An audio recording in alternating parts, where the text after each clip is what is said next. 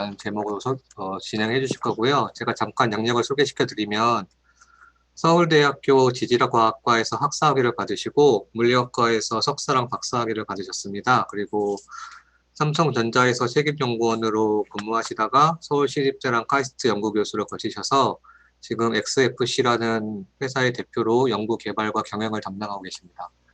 오늘 세미나 해주실 유정 대표님께 박수로 세미나 시작하도록 하겠습니다. 네, 감사합니다. XFC의 이주영 대표라고 하고요.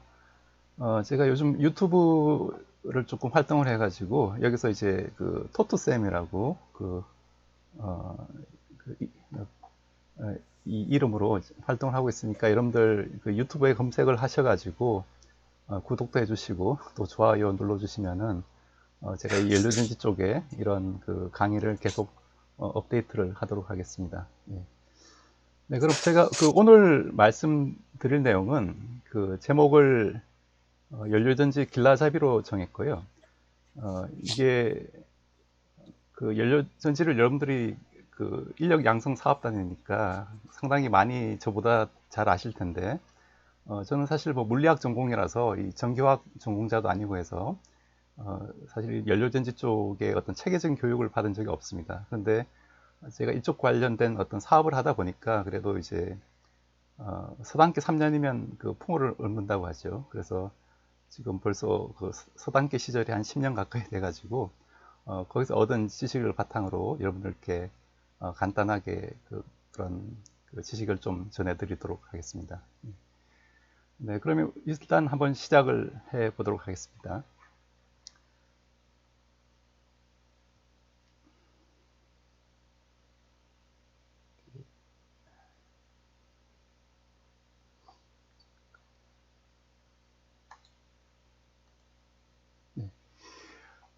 네, 우선 그 여러분들 잘 아시겠지만 연료전지 그 종류가 크게 이제 전해질을 우리가 구분으로 해서 5개 정도로 이제 분류를 할 수가 있습니다. 그래서 PAFC, 그 다음에 PEMFC, 그 다음에 AFC, MCFC, SFC 크게는 한 5종류 정도를 이제 구분할 수가 있는데 이 중에 이제 그 가장 그 많이 현재 연구가 되고 상용화가 되고 있는 연료전지가 이제 PAFC하고 이제 PEMFC, 그다음에 MCFC, SOFC 이 네 종류가 되겠습니다. 여러분들 잘 아시는 이제 그 폴리머 일렉트로라이트 멤브레인 퓨어셀, 즉 PEMFC는 가장 많이 쓰이는 게 이제 자동차용으로 현재 쓰이고 있고요. 그다음에 이런 소형으로 우리가 메탄올 연료도 쓸 수 있기 때문에 그런 소형 어떤 전원으로도 이제 많이 개발이 되고 있습니다. 그래서 이 전해질을 여러분들이 보시면은 전부 다 이제 PFC와 이제 MCFC는 그다음 AFC는 이제 액체 전해질을 쓰죠.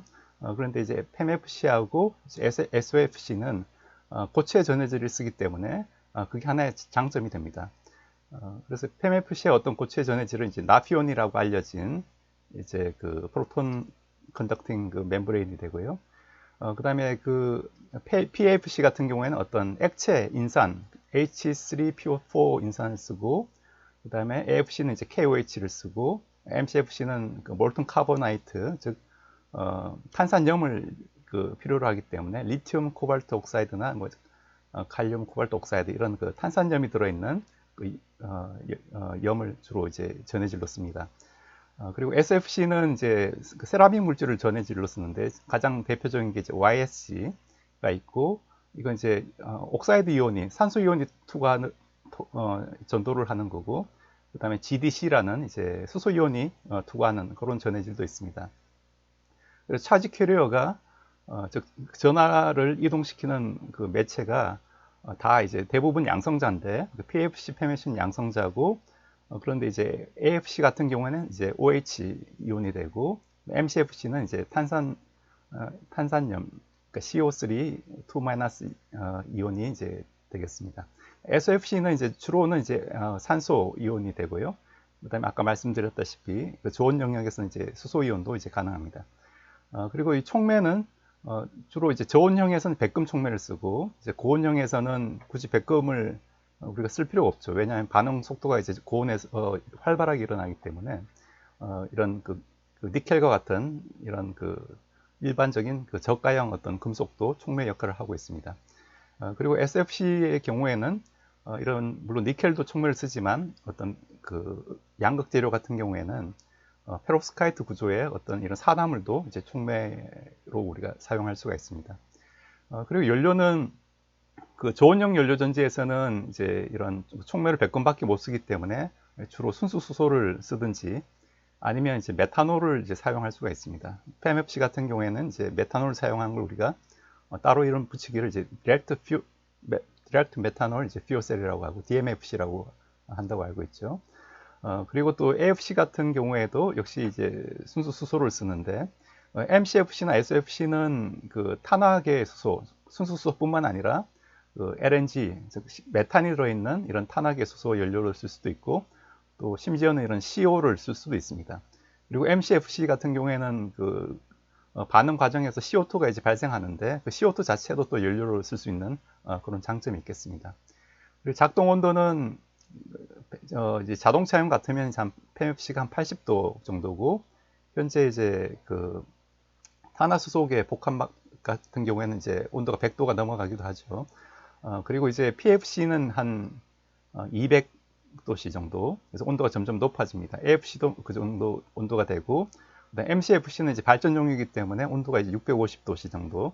그 다음에 SFC는 이제 600도에서 한 1000도 정도까지 온도가 가장 이 종류들 중에서 높은 편인데, 그렇지만 이게 이제 현재 점점 이제 온도를 낮춰서 어떤 그 썰멀 리사이클링을 하는데 큰 그 무리가 없게 그런 그 중원형 연료전지도 이제 개발되고 있는 실정입니다. 그리고 인터널 리포밍, 즉 내부 개질이 가능한지를 살펴보면요. 저온형 연료전지는 일단 그 내부에서 즉 메탄을 수소로 바꾸는 그 반응은 가능하지 않습니다. 그렇지만 MCFC나 SFC 같은 경우에는 그 메탄을 이제 수소로 바꾸는 그런 개질기를 그 내부에 장착하는 게 가능하고요. 그리고 시스템 복잡도는 이제 PMFC가 가장 간단하고 그 다음에 이제 MCFC가 이제 복잡한 편이고 AFC나 SFC는 한 중간 정도. 물론 SFC도 최근에 이제 많이 복잡해지긴 했지만 일단 그렇게 여러분들 보시면 되고요. 그래서 이 표 한 장만 여러분들 잘 이해를 하셔도 연료전지의 대부분의 어떤 그 정보를 알 수가 있습니다. 그래서 연료전지가 뭔지는 뭐 간단하게 넘어가고 바로 이제 케미컬 에너지를 그 전기적 에너지로 바로 바꾸는 장치다. 그렇기 때문에 어떤 중간에 그 열이나 혹은 미케니컬 운동이 들어가지 않기 때문에 에너지 변환 효율이 높다. 그게 가장 큰 장점이 되겠죠. 그 다음에 CO2가 안 나오는 건 아니지만 기존의 이제 화력 발전이나 뭐 천연가스 발전 대비 뭐 CO2가 좀 적을 수 있고 그리고 또 이런 그 넉스나 이런 그 황산화물 같은 게 안 나오는 친환경적인 그런 발전 기술이죠. 네. 그 다음에 이런 그 퓨어셀의 원리는 여러분들 잘 아시겠지만 이제 주로 수소, 산소가 만나서 이제 물이 나오는 반응이죠. 그래서 수소가 그 전자를 내놓고 이온으로 바뀌는 요걸 우리가 음극, 아노드라고 한다고 했고, 그 다음에 이 이온이 전해질을 통해서 넘어가고, 그 다음에 전자는 외부 회로를 통해서 이렇게 넘어오는데, 그게 이제 만나서 산소와 만나서 이제 물로 바뀌는 요 반응이 이제 그 캐소드에서 일어난다고 하고 이걸 이제 양극이라고 했습니다. 그래서 전류는 여러분들 전자가 음극에서 양극으로 가서 이 양극이 이제 플러스 극이 되고 이제 음극이 이제 마이너스 극이 되는 그런 원리가 됩니다. 네, 그럼 일단은 제가 이런 연료전지 타입에 대해서 쭉 한번 간단하게 한번 훑어보도록 하겠습니다. PMFC는 가장 기본적인 그 구조가 이런 그 단위 셀이 있고 이 단위 셀이 적층이 된 걸 우리가 그 스택이라고 합니다. 그래서 여러분들 보시면은 현재 요게 이제 멤브레인 일렉트로드 어셈블리라고 해서 가운데 이제 그 전해질 프로톤 익스체인지 멤브레인 팸이 있고 양쪽에 이제 전극이 있죠. 그 다음에 요 가스 확산을 도와주는 그 GDL층이 있습니다. 가스 디퓨전 레이어. 그래서 요런 층이 있고 요 양 끝에 이제 분리판이 요걸 잡아주는 제가 이제 그 요런 형태의 이런 그 부품이 이제 MEA가 되고 지금 요 프로톤 익스체인지 멤브레인이 있고 안쪽에 점극이 있고 지금 GDL이 이렇게 붙어 있는 이런 구조가 되죠. 그래서 이게 상당히 고가격이라고 했습니다. 거의 한 10만 원 가까이 되고 그렇기 때문에 일단 연료전지가 좀 비싼 그런 그 단점이 있는 거고요.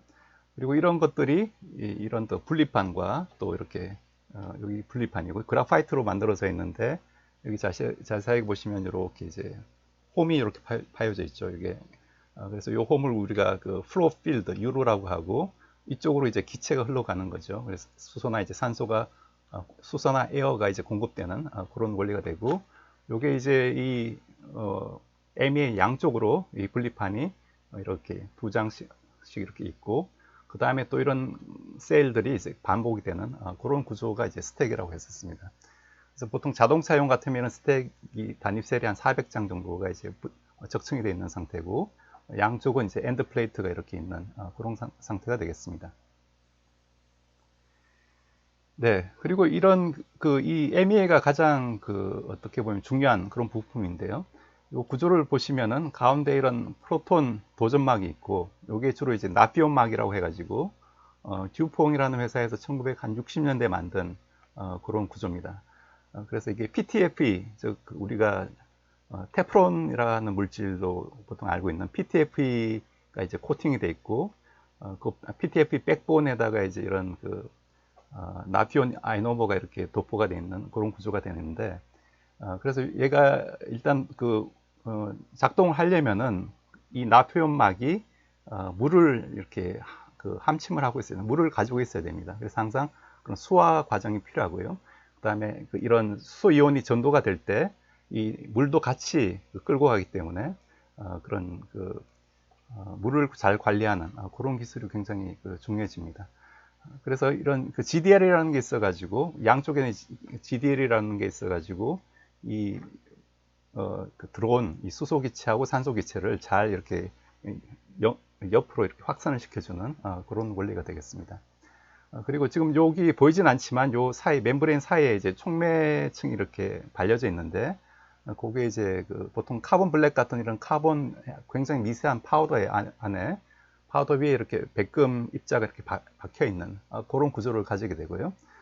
그래서 제가 제 강의에서도 말씀을 드렸다시피 그런 백금의 어떤 결정 방향을 뭐 원제로 제로나 원원 방향으로 잘 컨트롤하면은 어떤 촉매 반응도를 올릴 수 있기 때문에 그런 쪽의 기술도 굉장히 이제 중요한 그런 기술이 되겠습니다. 네, 그리고 이제 분리판도 이제 핵심 부품 중에 하나고 이 분리판이 부피를 상당히 많이 차지하죠. 이런 이전에는 이런 그라파이트 계열의 이런 분리판을 썼는데 보시면 이렇게 가공하다가 이렇게 부서지기도 하고 그렇기 때문에 최근에는 금속 분리판을 많이 사용하고 있습니다. 그래서 금속 분리판 같은 경우에는 한 0.1mm 정도 두께의 어떤 스테인리스 스틸 판을 스탬핑으로 이렇게 유로를 가공해서 찍어내는 그런 양상 공정이 가능하고 그 위에 이제 안티 코로전 코팅, 즉 물하고 뭐 수소나 이런 산소가 흘러다니기 때문에 부식이 취약하기 때문에 그 부식을 방지하기 위한 그런 물질들을 이제 코팅하는 그런 기술들이 또 이제 중요하게 되겠습니다. 그래서 PEMFC 같은 경우는 가장 대표적으로 이제 응용되는 경우가 이제 자동차죠. 현재 수소 전기차라고 하는데, 그래서 수소 전기차는 여러분들이 뭐 가장 간단한 구조긴 하지만 이런 연료전지 차를 의미하고요. 그래서 기존의 배터리 자동차에다가 즉 일렉트릭 비클에다가 요 수소 탱크, 하이드로전 탱크하고 연료전지 스택이 이제 덧붙여 있습니다. 나머지는 거의 구성이 같고요. 그 다음에 이 에어를 공급하기 위한 이제 공기 공급부가 있고 에어 컴프레서로 이제 공급하기도 하고 뭐 블로우로 공급하기도 합니다. 수소는 이제 보통 한 700바 정도의 이제 고압 수소를 쓰고요. 현재 한 타입 4 정도 이제 카본 파이버가 감겨진 그런 이제 카본 파이버 탱크를 이제 사용하고 있습니다. 그래서 이런 고압의 한 700바 되는 수소를 거의 한 상압에 가까운 압력으로 이제 떨어뜨려야 되는 거죠. 그래서 레귤레이터 같은 것들이 달려 있고 또 반응하지 않는 수소들은 다시 이제 재순환하기 때문에 그런 수소를 재순환하는 그런 장치들, 수소 역시 블로어를 쓸 수도 있고 이런 이젝터 같은 걸 사용해 가지고 이런 재순환 수소와 신규 수소를 이제 합해서 다시 공급하는 그런 스킴이 되고, 또 여기 이제 물이 많이 캐소드 그게 이제 물이 많이 생성되니까 그 물을 잘 배출을 시켜야 됩니다. 그래서 물을 잘 배출하기 위해서 어떤 제어 메커니즘 같은 것들이 필요하고요. 그다음에 여기서 발생된 전기는 일단은 그 배터리로 갔다가 배터리를 해서 다시 이제 모터를 구동시키는 그런 방법이 되겠습니다. 그래서 뭐 모터를 이제 구동시키기 위해서는 이제 인버터가 필요하죠. DC 전력을 이제 AC로 바꿔주는 인버터 같은 게 필요하고, 그래서 이게 연륜 자동차 안에 또 어떤 열 관리, 또 물 관리 이런 스택 기술, 이 총 그 접합해 들어가는 굉장히 이제 고난이도의 그런 기술이 되겠습니다. 자, 그럼 PMFC는 이 정도로 하고요.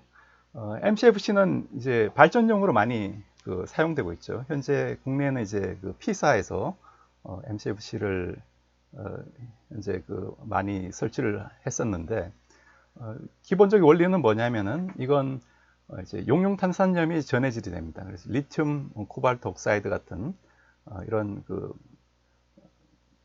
용융탄산염이 CO3가 들어있는 이 리튬염이 이제 들어가고요.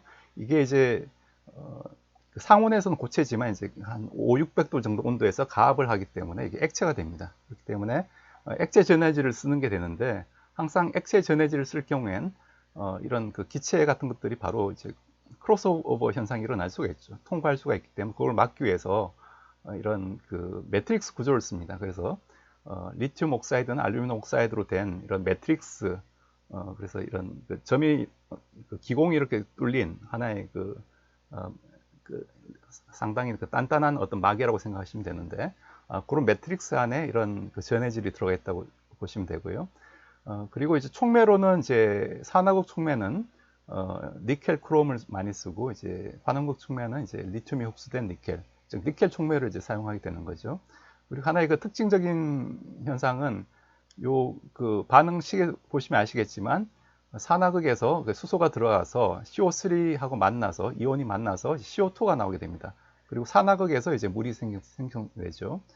그리고 이제 환원극에서는 이제 옥시전이 들어와서 CO2와 만나서 또 이제 전자를 받아들여서 이제 CO3 이가 이온이 이제 생성되고, 그렇기 때문에 CO2가 항상 이게 재순환이 돼야 됩니다. 그래서 산화극에서 CO2가 생성되면은 얘를 잘 이제 환원극으로 우리가 흘려 보낼 수 있는 그런 재순환 기술이 필요하고, 또 CO2를 만약 외부에서 우리가 얻을 수 있다면 이 CO2 자체도 하나의 일종의 연료로 이제 사용이 되는 거죠. 그렇게 보시면 되겠습니다. 네, 현재 국내에서는 가장 많이 설치가 된 그런 연료진 타입이고, 최근에는 좀 시장 상황이 바뀌어가지고 물론 이제 PFC뿐만 아니라 SFC도 많이 이제 설치가 되고 있는데, 아무튼 한 작년 정도 기준으로 이제 MCFC가 가장 국내에는 많이 설치가 되어 있고요. 2세대 연료전지고, 이런 다양한 스탄가스, 천연가스, 메탄올 등의 바이오가스 등의 다양한 연료를 이제 사용할 수 있다는 게 장점입니다. 그리고 이게 내부 계질형, 즉 계질기가 이 연료전지 외부에 있는 게 아니라 내부에 있기 때문에 어떤 계질 반응이 원래 이제 흡열 반응이 되는데, 연료전지는 또 발열 반응이죠. 그래서 연료전지에서 나오는 열을 이 계질기에서 이제 사용할 수 있기 때문에 그렇게 효율이 좀 높아지는 그런 장점이 있습니다. 그리고 또 열병합 과정과 같이 사용할 수 있기 때문에 전체 어떤 네트 효율, 즉 전기 효율 플러스 열병합 효율까지 따지면은 상당히 높은 열효율이 높은 그런 발전 시스템이 되겠습니다.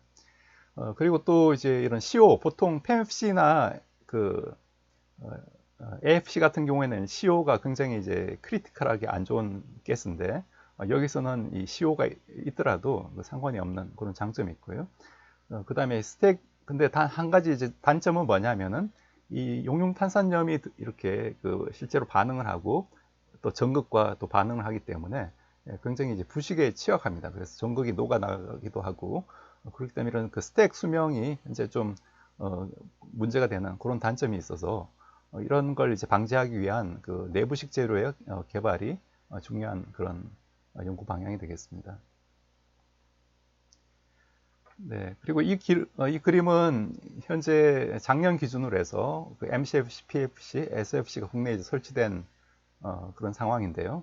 그래서 작년 기준으로 하면 이제 MCFC가 많지만 현재는 이게 PFC와 SOFC도 이제 증가하고 있다. 그렇게 보시면 되고, 네, 그리고 현재 뭐 남동발전에서 이제 분당에 설치된 연료전지도 역시 MCFC에서 이제 PFC를 거쳐서 SOFC로 이제 가고 있다. 그렇게 여러분들이 그 트렌드를 보시면 되겠습니다. 그래서 발전 효율은 이제 SOFC가 가장 높죠. 65%까지 올라가고, 그런데 이제 열 병합 효율까지 따지면은 또 이런 그 다른 연료전지도 이제 장점이 있습니다. 네.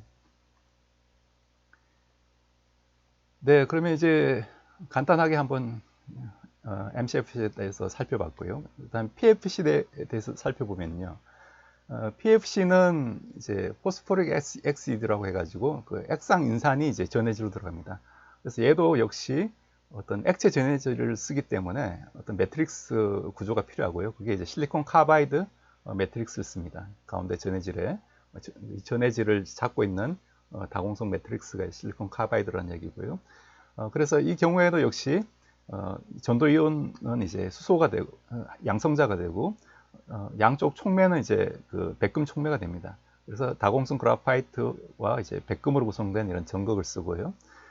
그래서 일반적인 뭐 산화하는 반응은 뭐 페맵시 경우와 뭐 거의 동일하다고 보시면 되고, 그다음에 근데 작동 온도가 조금 더 높죠. 한 200도씨 부근이라서 실제 한 180도에서 210도까지, 그다음에 냉각수는 온도는 이제 그것보다 좀 낮은 상태가 되겠습니다. 그리고 이런 그 실리콘 카바이드 구조를 쓰는 이유 자체도 어떤 이런 전해질에 기계적 강도를 주고 또 반응 가스가 이렇게 투과하지 못하도록 하는 그런 크로스오버를 막는 그런 효과가 있다고 했습니다. 그리고 이제 그 성능을 보시면은 한 100에서 400mAh/cm, 그래서 한 PMFC보다는 작은 편이죠. 그렇지만 어떤 발전용으로 그 상당히 이제 안정적이기 때문에 1세대 연료전지로 이제 많이 그 사용이 되었었습니다. 그래서 현재 그렇지만 이제 일단은 그 저온형 연료전지이기 때문에 CO나 이제 황에 대한 어떤 피독에 굉장히 민감하고요. 그렇지만 이제 PMFC보다는 조금 더 그런 그 민감도가 떨어진다고 보시면 되겠습니다. 그래서 CO에 대한 저항성이 한 1% 정도까지는 이제 있어도 괜찮다. 그렇게 보시면 되겠고요. 그래서 이 PFC의 특징은 그 가장 먼저 이제 개발이 시작된 연료전지고, 그래서 기술적으로 오래됐기 때문에 그 상당히 그 시장에서 검증이 된 그런 기술이 되겠습니다. 그래서 국내에서는 이제 미국의 이제 UTC 퓨어셀의 기술을 D사가 이제 도입을 해서 현재 그 설치 중에 있고요. 이것도 역시 그 LNG나 다른 바이오가스도 연료를 사용 가능한데 그때는 이제 계질기라고 해서 수소를 추출하는 그런 별도의 장치가 필요하게 됩니다. 그건 제가 잠시 뒤에 말씀을 드리고요. 그래서 수명이 한 4만 시간에서 6만 시간으로 상당히 긴 편이고 고품질의 그 전원을 얻을 수 있다. 그게 하나의 그 장점이 되겠습니다. 그렇지만 운전 중에 뭐 MCFC도 마찬가지지만 액상 전해질을 쓰기 때문에 얘네들이 이제 계속 가만히 놔두면 이제 귀화돼서 날아갈 수 있기 때문에 이런 전해질을 이제 주기적으로 이제 보충을 해줘야 됩니다. 그리고 이런 그 PFC 스택 구조는 이제 PMFC와 거의 유사하고요. 여기 그 가운데 그 전해질이 있고 양쪽에 이런 그 매트릭스 레이어가 있고 또 매트 레이어라는 게 있습니다. 그 다음에 그 옆에 촉매층이 있고 그 촉매층 옆에는 이제 지대일층이 있어서 이그 가스를 잘 확산을 시키고 이 양 끝을 이제 분리판이 잡아주는 그런 구조를 가지고 있습니다. 그래서 PMFC와 상당히 어떤 겹치는 그런 기술들이 많죠. 분리판도 그렇고 이런 촉매나 그런 그 GDL 같은 것도 그렇기 때문에 그 PMFC 기술과 상당히 유사하다고 여러분들이 보시면 되겠습니다. 네, 그리고 이런 그 PFC에서는 아까 이런 도시가스나 바이오가스, 메탄 같은 그 탄화수소계 연료를 쓸 때는 이 수소를 추출하는 그런 별도의 계질기가 필요하다고 했죠. 그걸 이제 연료 처리 장치라고 하고 요즘은 뭐 수소 추출기라고 하는데 아무튼 이전에는 용어를 이제 계질기라고 썼습니다. 그래서 그 계질기는 뭐 크게는 이제 탈환기, 그 다음에 계질기, 리포머, 영어로는 리포머고요. 그 다음에 CO 변성기, 뒤에 나오겠지만 이 CO 변성기가 그 일산화탄소를 이제 바꿔주는 그런 역할을 하게 됩니다. 그래서 여기서 수소가 이제 많은 가스로 바꿔주고 이게 연료전지 스택으로 이제 들어가고 역시 에어는 이제 밖에서 공급되고 그다음에 이 스택에 이렇게 폐열을 회수를 해서 다시 냉각수를 가지고 어떤 열을 공급하는 그런 스킴으로 현재 운영을 하고 있습니다. 그래서 그리고 또 여기 전력 변환 장치 인버터라는 게 있어가지고 이 DC 전류를 이제 AC 전류로 바꿔주는 이게 기본적인 어떤 발전기의 어떤 그 스킴이 되겠습니다. PEMFC도 마찬가지로 만약 발전용으로 사용된다면은 여기 거의 동일한 그 장치들이 들어가고 이 스택만 이제 PEMFC 스택으로 이제 바꾸면 되겠습니다. 네, 그리고 이제 우리가 이런 연료 처리 장치의 원리를 한번 살펴보면요. 연료 처리 장치는 그 크게 아까 그 스팀 리포밍에서 즉 메탄이 들어와서 이제 증기와 만나서 CO가 되고 이제 수소를 세 개를 내놓는 이런 반응을 우리가 스팀 리포밍이라고 얘기를 하고요. 그리고 또 WGS 반응, 즉 이걸 우리가 수송가스 전이 반응이라고 하는데 이걸 아까 말씀드린 그 CO 변성 반응이라고도 얘기를 합니다. 그래서 이 반응은 이제 CO가 역시 물을 만나서 CO2가 되고 또 H2가 나오는. 그래서 H2가 보면은 그 SR 반응에서 즉 스팀 리포밍 반응에서 그 3몰이 나오고 WGS 반응에서 이제 1몰이 나오죠. 그래서 수소가 4몰이 얻어집니다. 그래서 메탄 하나에 수소가 이제 4몰이 얻어지는 그런 반응이고 위의 반응은 이제 흡열 반응인데 반해 이제 밑의 반응은 이제 발열 반응이고 근데 위에 게 이제 값이 더 엔탈피 값이 더 크기 때문에 전체적으로 보면 이제 흡열 반응이 됩니다. 그래서 전체적인 반응은 이제 CH4가 2H2와 만나서 이제 CO2가 되고 그다음에 수소가 나오는 요 반응이 되겠습니다. 그래서 우리가 참고로 이제 수소산소가 만나서 이제 물이 되는 반응 엔탈피는 이제 발열 반응이기 때문에 이제 마이너스 237kJ/몰이죠. 그래서 그것보다는 이제 작은 값이 되겠죠.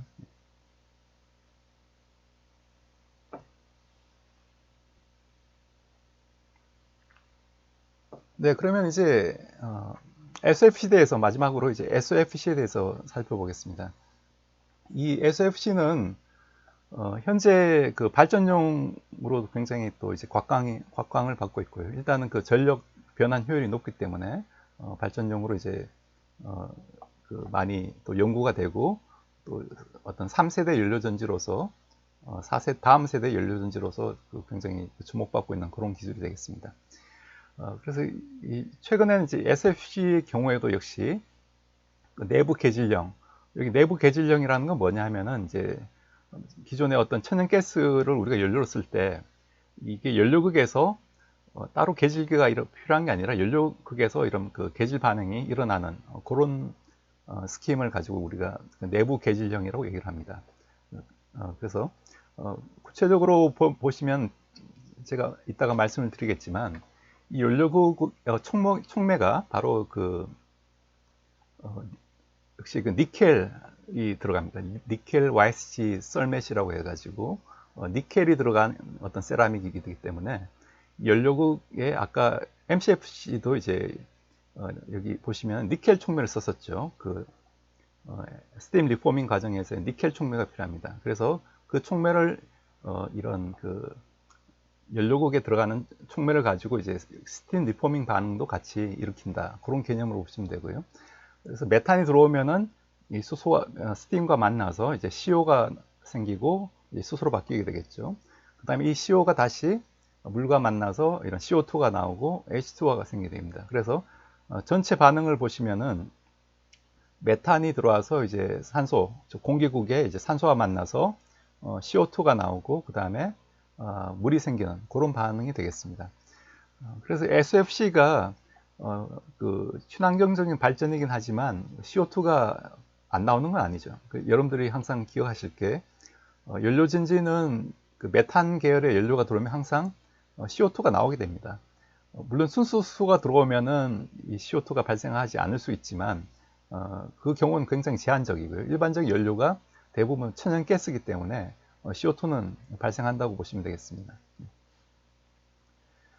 그래서 마찬가지로 동일한 전극 반응을 가지고요. 여기서도 이제 아노드, 즉 음극에서 이런 그 스팀 리포밍 반응하고 WGS 반응이 동시에 일어난다고 보시면 되고요. 그 다음 또 한 가지로서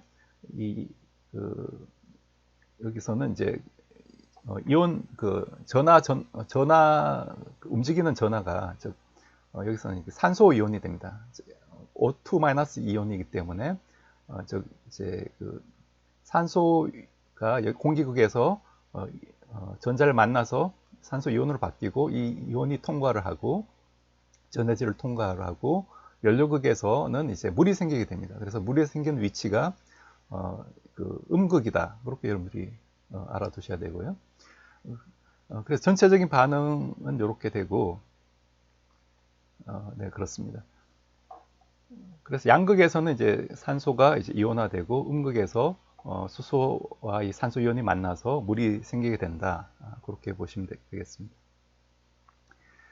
그래서 이런 그 SFC의 전극과 전해질 재료로는 보시면 아시겠지만 이런 그 란타늄 계열의 원소들이 사용이 되고요. 그 다음에 전해질 가장 대표적인 전해질이 그 YSG라는 물질입니다. 그다음에 이티륨 스테블라이즈드 지르코니아라고 해서 여기 지르코늄 있죠. 그 다음에 이티륨이 있습니다. 이런 원소들을 이제 전해질 재료로 쓰고요. 그 다음에 그 전극, 양극 재료도 이제 란타늄, 망간 옥사이드 이런 걸 쓰기 때문에 이런 형태의 원소들을 전부 다 사용하고 있습니다. 그 다음에 촉매로서 니켈을 쓰고 팔라듐, 이전에는 팔라듐이나 백금도 촉매로 많이 썼고, 네, 그래서 이런 원소들을 가지고 우리가 적절히 조합을 하면은 이 SFC의 그 전극과 전해질을 만들 수 있다. 그렇게 보시면 되겠고요.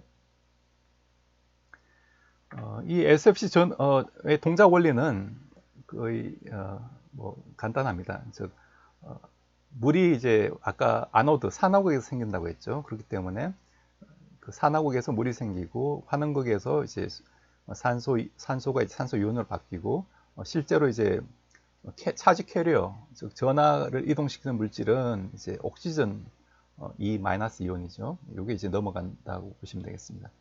촉매는 이제 전극은 니켈 YSG 썰맷. 썰맷이라는 건 이제 세라믹 그 메탈을 의미하고요. 그래서 니켈과 YSG 두 가지 물질을 잘 섞은 그런 금속과 세라믹의 어떤 화합물을 이제 산화극 촉매로 쓰고, 이제 환원극 촉매로는 우리가 LSM이라는 물질, 즉 란타늄 스트론 도프트 란타늄 망가나이트라는 물질을 쓰고요. 이런 형태의 이런 물질들을 씁니다. 그리고 이런 그 단위 셀들을 연결하기 위한 어떤 인터커넥터라는 게 있고, 이 인터커넥터 물질로는 도프트 란타늄 크로마이트라는 이런 물질을 또 씁니다. 그리고 이제 작동 온도가 높기 때문에, 즉 600도에서 1000도 가까이 되기 때문에 어떤 굉장히 그 썰멀 리사이클링에 굉장히 취약하겠죠. 그렇기 때문에 어떤 그 열 팽창 계수를 잘 조절을 해야 되고, 우리가 이런 고온에서 굉장히 안정적인 그런 소재를 우리가 선택을 해서 써야 되기 때문에 이런 재료나 이런 공정 측면에서 좀 단가가 높습니다. 아직까지 그런 단점이 있고요. 그리고 최근에는 이런 그 SFC 동작 온도를 한 600도 안쪽으로 내리는 이런 걸 이제 중원형 혹은 저온형 SFC라고 하는데, 그런 쪽에 이제 개발이 많이 되고 있습니다. 만약 한 600도, 700도 정도 온도만 되더라도 이런 금속 분리판을 또 적용할 수가 있기 때문에 코스트 측면에서 굉장한 이점이 있습니다. 그리고 SFC 장점은 일단 역시 MCFC와 같이 얘도 다양한 연료를 쓸 수가 있고, 그 다음에 그 니켈과 같은 이런 저가격의 어떤 촉매를 사용할 수가 있고, 또 신뢰성이 높고, 그 다음에 이런 그 전액 누설 문제가 없다. 이런, 그 다음에 내부 연료극의 내부 계질기가 단순하다. 이런 장점이 있습니다. 그렇지만 이제 단점으로는 아까 말씀드렸다시피 이제 고온에서 작동하기 때문에 이런 그 공정 이슈가 있고요. 그 다음에 기밀을 유지하기가 어렵고, 그 다음에 그 어떤 서멀 스트레스 문제가 있고, 이런 열화 문제 이런 것들이 또 단점으로 주목받고 있습니다. 제가 이 퓨어셀 타입에 대해서 각 어떤 정기적인 그 효율성을 살펴보시면은 현재 SFC가 가장 높은 편이고요. 그 다음에 뭐 MCFC, PMFC 이런 그 순으로 이렇게 가고 있고, 그렇지만 그리고 또 연료 측면에서 보면은 MCFC와 SFC는 다양한 연료를 사용할 수 있다는 그 장점이 있고, 또 내부 계질형이고, 그다음에 CO 톨러런스가 높다, 그런 게 하는 장점이 되고, PMFC는 이제 즉각적으로 반응이 가능하죠. 그리고 순간적으로 이제 고출력도 얻을 수 있고, 그렇기 때문에 이제 각각의 어떤 연료전지 타입별로 장단점이 있다고 보시면 되겠습니다. 네, 이거는 뭐 여러분들 아마 아실 텐데, 이런 그 SFC의 단전지를 구성하기 위해서 우리가 어떤 지지층을 쓸 거냐. 그래서 일렉트로라이트가 좀 두꺼운 걸 지지층을 쓰면 이걸 일렉트로라이트 음극 지지, 전해질 지지체라고 하고, 그다음 캐소드가 두꺼운 걸 쓰면 이제 양극 지지체, 아노드가 두꺼우면 이제 음극 지지체. 각각의 어떤 장단점이 있습니다. 가장 그 대면적화에 유리한 거는 이제 이런 일렉트로라이트 지지층을 쓰는 이런 구조가 되고요. 그 다음에 이런 그 중원형이나 저원형으로 가기 위해서는 이런 포러스 서브스트레이트를 쓰는 이런 형태의 어떤 그 외부에서 서포팅 셀을 해주는 그런 스킴도 많이 사용하고 있습니다. 그렇지만 이런 경우에 이제 시스템의 복잡도가 증가하는 그런 단점이 있고요. 네. 그리고 이런 그 SF 스택은 다양한 디자인이 가능한데, 초기에는 이런 그 튜블러 타입의 디자인을 많이 연구를 했었습니다. 그래서 가장 대표적으로 그 지멘스 웨스팅하우스에서 이런 튜블러 타입의 디자인을 썼었고요. 여기 보시면 이제 가운데로는 이제 에어가 흘러가고, 양쪽으로는 이제 바깥쪽으로는 이제 연료, 즉 수소나 탄화수소 계열이 이제 흘러가는 이런 구조를 가지고, 일단 구조가 좀 단순해지죠. 그런 장점이 있고, 이런 걸 여러 개 쌓아서 이렇게 스택을 만드는 그런 구조를 쓰고, 최근에는 이런 플래너 타입의 디자인을 많이 씁니다. 그렇기 때문에 PMFC도 마찬가지지만 여기 이제 분리판이라는 게 있죠. 인터커넥터가 있고, 즉 연료나 한쪽은 이제 퓨얼이 흘러가고 한쪽은 에어가 흘러가는 이런 구조를 가지고, 이제 이쪽은 이제 전해질 있고 양 끝으로 이제 촉매층이 있는 이런 구조들을 이제 또 많이 쓰고 있습니다. 그다음에 이런 모놀리틱 타입의 디자인도 있고, 그다음에 이런 그 세그멘티드 셀이라고 해서 요거는 그 보통 이제 방막 타입의 어떤 SFC 디자인을 많이 이렇게 쓰는데, 이런 타입의 어떤 디자인도 이제 많이 연구가 되고 있습니다. 네, 여러분들 조금 아마 졸리실 텐데 이제 거의 끝나갑니다. 그래서 SFC의 구성 재료가 가장 전해질로는 이제 YSG를 많이 쓰고, 또 스칸디움 스테빌라이즈 지르코니아라는 이런 CSG 이런 다양한 물질을 사용하고 있습니다. 개발되고 있고, 그다음 아노드 그룹은 이제 니켈 YSG, 아까 썰매지라고 했고, 캐소드는 이제 란템 스트론튬 망건 옥사이드. 요걸 우리가 그 페롭스카이트 물질이라고 하는데, 이런 구조를 많이 쓰고, 또 인터커넥터로는 란타늄 계열의 어떤 그 금속 산화물, 란타늄 크롬 옥사이드 이런 걸 쓰고, 실링 재료로는 이제 글래스나 글래스 세라믹 이런 물질을 사용하고 있습니다. 제가 원래 그 제시 받은 시간이 한 40분 정도라서 이제 대충 하고 이제 한번 마무리를 하겠습니다. 그래서 이런 YSG 전해질 구조가 이 지르코늄 옥사이드 위에 이 이트리움을 그 섞는 건데, 이트리움 옥사이드 섞는 건데, 이 이트리움 역할이 바로 이 지르코늄이 사가 이온인데 이트리움은 상가 이온이라서 옥시전 전공을 만듭니다. 그래서 이 옥시전 베이컨시를 형성하는 그런 역할을 하고, 실제로 이제 SFC에서 어떤 그 동작 메커니즘, 즉 이온 전도의 메커니즘은 이런 그 산소 이온이 이제 허핑을 하는, 점프를 해서 지나가는 허핑 메커니즘이기 때문에 그런 빈자리를 옥시전 베이컨시를 통해서 이 산소 이온이 넘어간다고 보시면 되겠습니다. 그래서 이걸 한 8%, 8몰 퍼센트 정도로 우리가 도핑을 할 때 가장 그 최적인 그런 이온 전도도를 보이고 있습니다. 그리고 1000도일 때 그 이온 전도도와 이제 800도에서 이온 전도도가 한 10분의 1 정도 차이가 나죠. 그래서 온도가 높을수록 보통 이온이 잘 전도되는 그런 성질을 가지고요. 그래서 이게 마치 반도체 우리가 도핑하듯이 그 익스트린식 베이컨시를 그 이태리움을 첨가함으로써 이렇게 만들어주는 그런 스킴을 얘기를 하고 있습니다.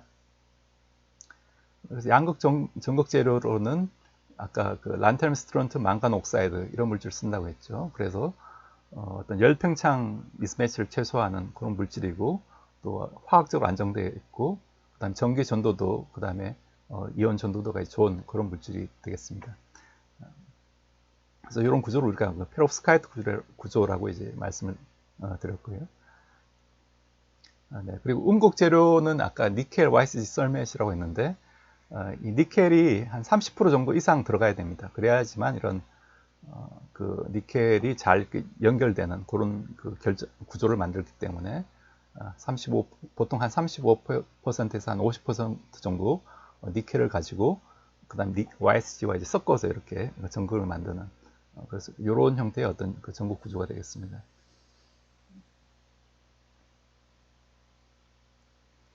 네, 끝으로 이제 이건 그 연료전지의 미래에 대해서 그 제가 따온 그림인데, 여러분들 현재 이 연료전지 중에 뭐 PEMFC를 주로 이제 공부를 하신 것 같은데, PEMFC뿐만 아니라 뭐 SFC, MCFC, 그다음에 뭐 PFC 다양한 기술들이 있고, 각 기술들이 또 굉장히 그 나름대로 특화되어 있습니다.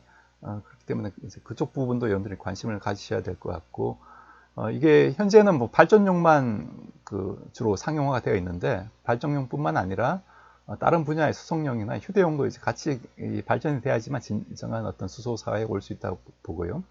그다음에 또 수소를 얻는 과정도 현재는 이제 보통 이런 석탄, 화석 연료에서 얻고 있는데 그 한계가 있습니다. 한계가 있고 부생수소도 한계가 있기 때문에 친환경적으로 수소를 끄집어내는 그런 기술들이 더 어떻게 보면 더 중요하다고 볼 수가 있고 그래서 다른 어떤 신재생 에너지 혹은 그 생물학적 이런 그 분해 기술도 같이 이제 발전이 돼야지만 클린한 진정한 어떤 클린한 그런 수소 사회가 올 거라고 이렇게 생각되어집니다. 네. 네, 그 제가 준비한 내용은 여기까지고요. 네, 혹시 뭐 질문 있으신지요? 네, 좋은 발표 진행해 주셔서 감사합니다. 혹시 질문 있으신 분들 마이크 켜시고 질문해 주시면 될 것 같습니다.